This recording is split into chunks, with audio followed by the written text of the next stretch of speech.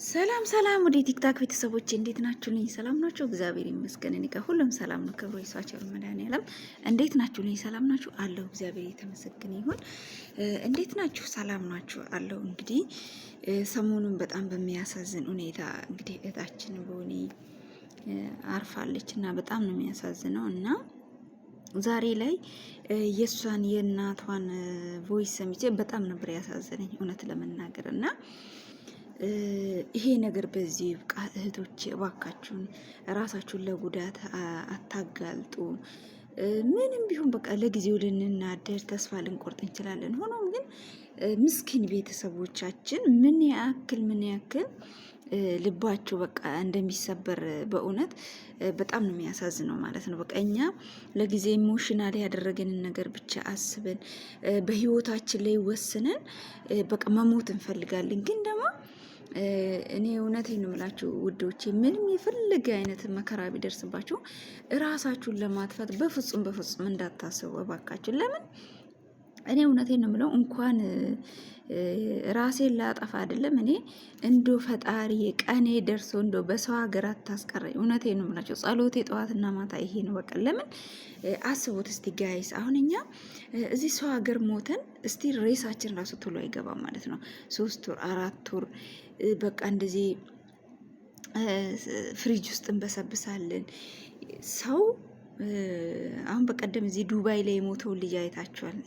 በመጣ አንድ ወሩ በኮንስትራክሽን አደጋ ደርሶበትና በጣም ነው የሚያሳዝነው። አስቡት እንግዲህ እንደዚህ ያና ቤተሰብ እውነቴን ነው የምላችሁ እኛን ስሙን እቅፍ አድርጎን በቃ ሸኝቶን በቃ ከዛን ወደ እነሱ ስንመለስ ነው የሚፈልገው እንጂ እኛ ሞተር ሬሳችን መቀበል በጣም ነው የሚያስጠላው ማለት ነው። እና እባካችሁን በምንም አይነት ችግር ውስጥ ያላችሁ በኢትዮጵያ ውስጥ ሆኖ በትዳር በህይወት አለመለወጥ በተለያየ አይነት ነገር ውስጥ ሆናችሁ ብቻ በጭንቀትና በሀዘን ውስጥ ያላችሁ ራስን ማጥፋት በፍጹም መፍትሄ አይደለም። እኔ እውነቴን ነው የምላችሁ እኔ የቤተሰቦች ሀዘን ውስጤ በቃ እኔ ከሞትኩኝ እላለሁ። እውነቴን ነው የምላችሁና እኔ ብሞት በቃ እኮ ችግር የለም። እኔ ሞቻለሁ አይደለ?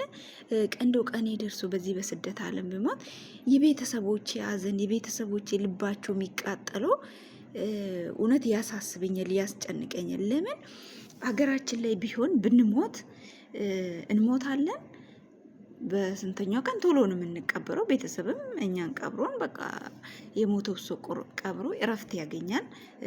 ዘመድ አዝማድም ጎረቤትም በቃ ሁሉም ሰው ሄዶ ያን ቤተሰብ አጽናንቶ ያ ቤተሰብ በቃ ሁሉም የእግዚአብሔር ፈቃድ ነው ብሎ ልቡን ያሳርፋል ማለት ነው። ግን እኛ በዚህ በስደት ላይ ከሞት አስቡት። እኔ በጣም በቃ በእውነት ባለፈው ያዩት ይሄ አንድ ወር የሆነው ልጅ የሞተው በጣም ነው አንጀቴን በላኝ። በቃ አስባችኋል?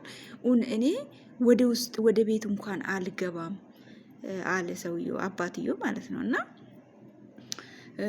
በተለይ ስደት ላይ ሆናችሁ ራሳችሁን አታጥፉ ባካችሁ። ራሳችሁን ማጥፋት እኔ ነገርኳችሁ እንኳን ራስ ማጥፋት አይደለም እኔ ራሴ ፈጣሪ በሰው ሀገር አትግደለኝ፣ ቀኔ እንደው ቢደርስ እድሜን አስረዝምልኝ ብዬ ነው ጸሎት ማድረገው። ለምን መሞት አልፈልግም በሰው ሀገር ለሽ ብትሉ እኔ ከሞትኩኝ በቃ እኔ ሞቻለሁ። ግን ቤተሰቦቼ አያችሁ፣ ቤተሰቦቼ ልባቸው በቃ ይሄ ሬሳ ገና ተጠርዞ ምን ብሎ እስከሚገባ ድረስ እነሱ የሚያለቅሱት እነሱ የሚያዝኑት ሀዘን ይሰማኛል። ሰው ከሞተ በኋላ በእኔ አልተጀመረም መሞት። ማንም ሰው ይሞታል፣ ወይም በአንቺ አልተጀመረም ወይ በሌላኛው ሰው አልተጀመረም። እና መሞት ያለ ነው ግን ራሳችንን ደግሞ በገዛ እጃችን ገድልን። አሁን ቤተሰብ ምን አሁን ያት እስቲ እቺን የቦኒ እናት ማለት ነው ምን ያህል ጥብስ ብለው በቃ አዘኗን አስቡ። ቀኑ ደርሶ የሚሞት ሰው ራሱ አከሌ ሞተ ስንባል ስንሰማ ምን ያክል ነው ውስጣችን የሚደነግጠው?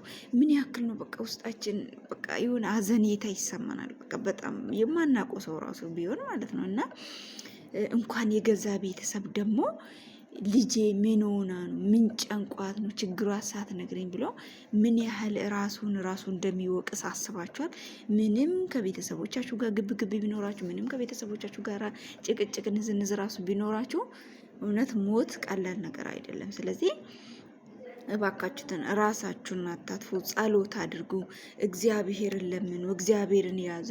እውነት ራሳችሁን ራሱ ባትወዱ ለቤተሰቦቻችሁ ስትሉ ኑሩ። በቃ ለቤተሰቦቻችሁ ስትሉ ራሳችሁን አታጥፉ ማለት ነው። ለምን እነዚህ ቤተሰቦቻችን ከኛ ውጭ ማን አላቸው ወገኖቼ? እና እውነቴን ነው የምላችሁ በተለይ በስደት ያላችሁ ልጆች ራስን ማጥፋት መፍትሄ አይደለም። በቃ ስራ ባይመች 1 ወርም ይሁን 2 ወርም ሰርታችሁ ደሞዝ ባትቀበሉ ባይሰጣችሁ ራሱ ያልፋል። እህቶች ሁሉም ነገር ያልፋል። ነገ ሰርታችሁ ታገኛላችሁ። ነገ ሌላ ቀን ነው ወገኖቼ። ተስፋ አትቁረጡ እና እግዚአብሔር አምላክ ሁላችንን በሰላም ለሀገራችን ያብቃን። ሁላችንን በእውነት ከቤተሰቦቻችን በሰላም ያገናኘን። በስደት ያለ ነው እንዲሁም ደግሞ በችግር ውስጥ ያለ ነው ደግሞ እግዚአብሔር አምላክ በሚያጽናና ቅዱስ መንፈሱ አጽናንቶን አበርትቶን አጠንክሮን ከዚህ ከሴጣን ፈተና ራሳችሁን አጥፉ፣ ራሳችሁን ግደሉ ብሎ ከሚገፋፋ ከዚህ ከክፉ መንፈስ እግዚአብሔር አምላክ ይጠብቀን።